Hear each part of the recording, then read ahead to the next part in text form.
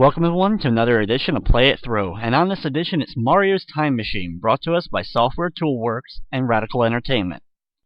With the huge success of Mario around the world during the late 80s and early 90s, Nintendo decided to give the license of Mario to a few different companies in order to make some other games. One of those companies was Software Toolworks, who developed a lot of educational games surrounding Mario. Mario's Time Machine is one of those examples. This game was released on the NES as well as the Super Nintendo. In the game, we must stop Bowser by going around and collecting different artifacts he has in his museum and returning them to their true place in history.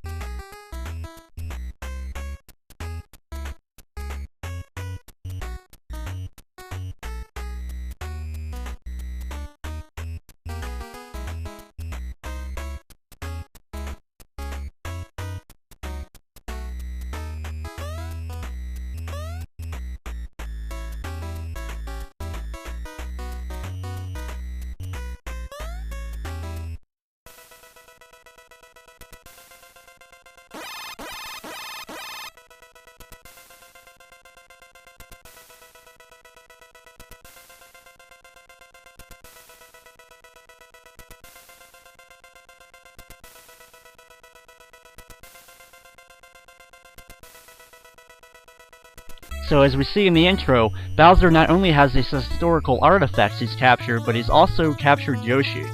So now we actually enter the museum, and we start off by entering the first door. The graphics are very reminiscent of Super Mario World, which was released in 1991, this game being released in 1994. In each of the doorways, you have to defeat 3 Koopa Troopas in the same style of the original Mario Bros. Arcade game, and the third Koopa Troopa you defeat will leave an item. You then enter the time machine in the middle, and you have to go to one of many different time periods in order to deliver the item. We start off by finding the torch. The torch is used to light the Olympic torch in Greece, so we're going to 776 BC in order to return the torch. When you travel to each of these areas, you have 3 different information blocks you can hit. These information blocks will give you a clue on what item is supposed to go here in case you don't know already.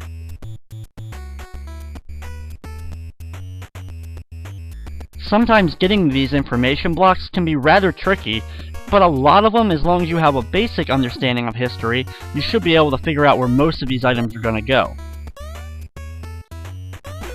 To return the item, you must select it, hit the select button once in order to get the item to appear in the center of the top screen, and then you must place it in the right position on the screen. For example, we have to put the torch up here. There's also a clock that you can click, which will also show you a different map screen that has all the levels and time periods marked out for you. You can't really select anything here, but it's a little extra map screen.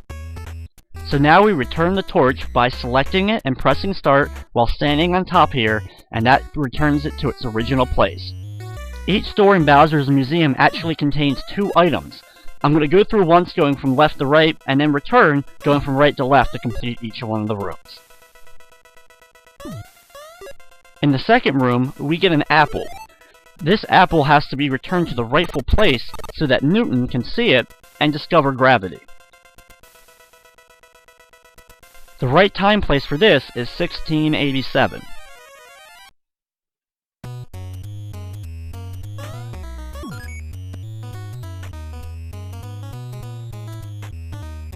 That'll probably be the last of the information blocks that I'm going to hit during the course of the run.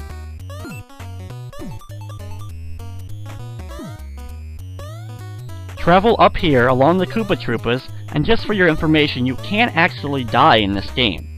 When you get hit by a normal enemy, you just duck down for a quick second, and after a couple second pause, you're able to continue playing. Jump on top of this tree, select the apple, and press start in order to return the apple to its rightful place.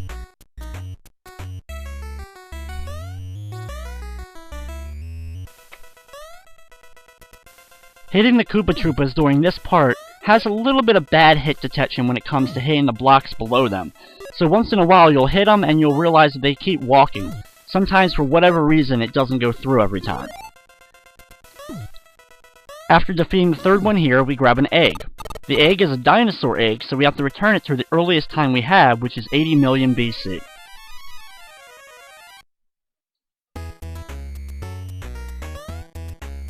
Once here, travel over to the right, seeing a couple dinosaurs in the background, and then on the far right a cave. Enter the cave and press start with the item selected to return the egg.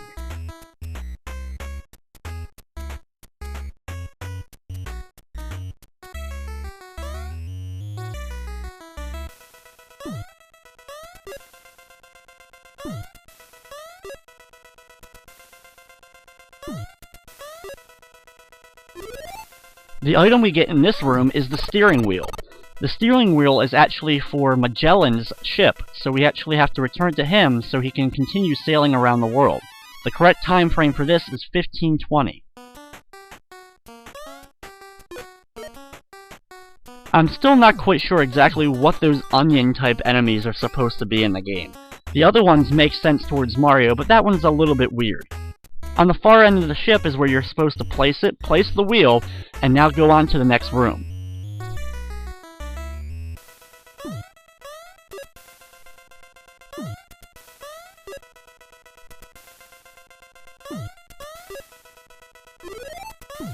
The quill pen is actually supposed to be delivered to William Shakespeare so he can continue writing his famous sonnets. So go to the year 1602. This is actually one of the funnier time periods because actually you get to see William Shakespeare as a sprite in the game. And if he runs into any enemy, he actually gets knocked off screen. So it's quite humorous.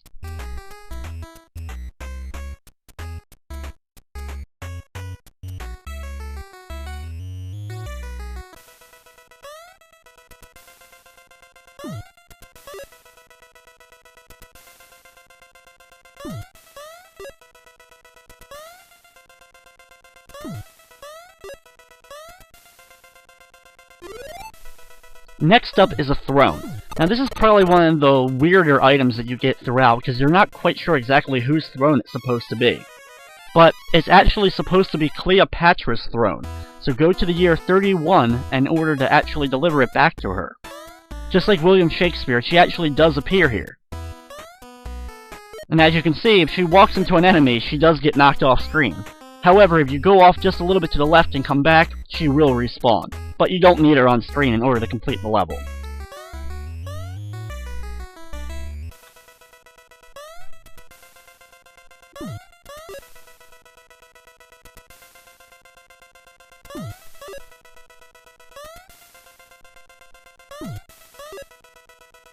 Up here, we grab a sword. Another one of those items that you're really not going to be quite sure exactly which historical sword is this supposed to be. Is it supposed to be Excalibur? Well, no, it's actually a samurai sword. So we go to the year 1192 and return the samurai sword. You can actually see the samurai at the bottom of the screen here. However, we have to go all the way over to the right and select the sword here in order to deliver it.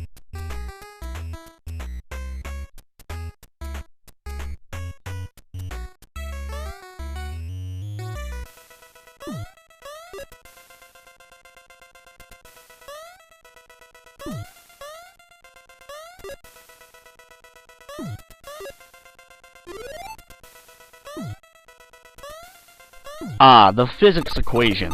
Now this is actually the physics equation E = mc squared, which is from Einstein, so we have to go to the year 1905 to give it back to him.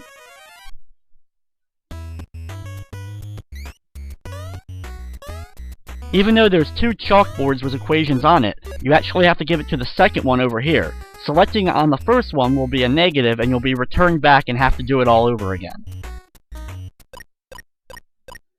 After you complete a room for a second time, that's when Mario boards up the room and you know you fully completed it.